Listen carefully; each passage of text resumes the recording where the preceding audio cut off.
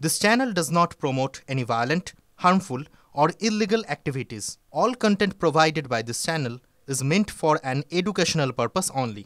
Top quality और consistent performance के लिए सिर्फ सिल्वर पंप नाम याद रखना। মুর্শিদাবাদের তাণ্ডবের পেছনে রয়েছে বহিরাগতরা। স্বীকারোক্তি জঙ্গিপুরের সাংসদ খলিলুর রহমানের।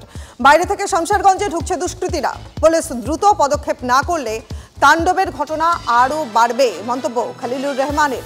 বহিরাগত তত্ত্ব ফারাক্কা বিধায়ক মনিরুল ইসলামেরও। সরকারকে কালিমালিপ্ত করতে চক্রান্ত হচ্ছে দাবি শাসক বিধায়কের। নেতৃত্ববিহীন এবং ব্যানারবিহীন যে কালকে যে মব হয়েছে আর কি, সেটা কি করে হয় আর কি, এদের পিছনে কে মাথা আছে সেটাকে ফাইন্ড আউট করুন আর কি, আপনারা বের করুন।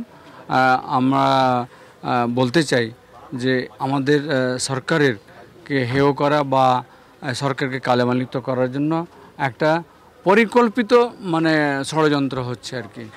হ্যাঁ, যে ষড়যন্ত্রের মধ্যে থেকে এই যে টিনেজদেরকে এগিয়ে দেওয়া আর কি, তাদের কোনো রকম কোনো নেতা নেই, তাদের কোনো উদ্দেশ্য নেই, তাদের কোনো ওয়াকআপ কী জিনিস সেটা তারা জানেও বোঝেও না আর কি। তো কাজে সবটাই উদ্দেশ্যবিহীনভাবে হচ্ছে, বিক্ষিপ্তভাবে হচ্ছে। আমাদের মধ্যে এই যে মেলবন্ধন ছিল এক অপরের প্রতি, এইটা মনে হচ্ছে কি নষ্ট করছে। তো যাই হোক, আমরা খুব চেষ্টা লেগে আছি কি করে নিয়ন্ত্রণ করব। অনেকটা এগুলো বাইরে থেকেও আসছে, গ্রামগঞ্জ থেকে দূর দূর থেকে আসছে, লুটেরাও বলতে পারেন আপনি।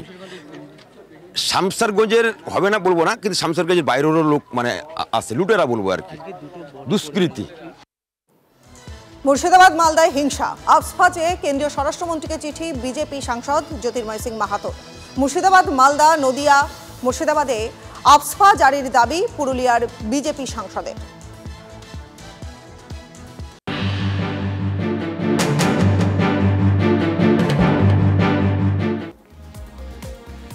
হিমাচল প্রদেশের মান্ডিতে উল্টে গেল পর্যটক বোঝাই বাস। চালক কন্ডাক্টর নিয়ে বাসে মোট ৩১ জন আহত। আহতদের মধ্যে ২ জন পর্যটকের অবস্থা আশঙ্কাজনক। ২ জনকে হাসপাতালে ভর্তি করা হয়েছে। এছাড়াও আরও ৬ জন পর্যটকের চোট গুরুতর। প্রাথমিক তদন্তে পুলিশের অনুমান অতিরিক্ত গতির জেরেই এই দুর্ঘটনা। আসন্ন তামিলনাড়ু বিধানসভা ভোটের আগে জোটের সমীকরণ। বিজেপির সঙ্গে জোট বাধায় এআইএডিএমকে তোপ স্ট্যালিনের। কড়া আক্রমণ শানিয়ে জানালেন বাধ্য কৃতদাসের মতো আত্মসমর্পণ করেছে এআইডিএমকে। স্ট্যালিন বলেন, এই জোটের মূল উদ্দেশ্য ক্ষমতার লোভ। কেন্দ্রীয় এজেন্সি ভয় দেখিয়ে পালানিস্বামীদের আত্মসমর্পণ করতে বাধ্য করেছে বলে অভিযোগ। এই জোটের হার নিশ্চিত বলে দাবি স্ট্যালিনের।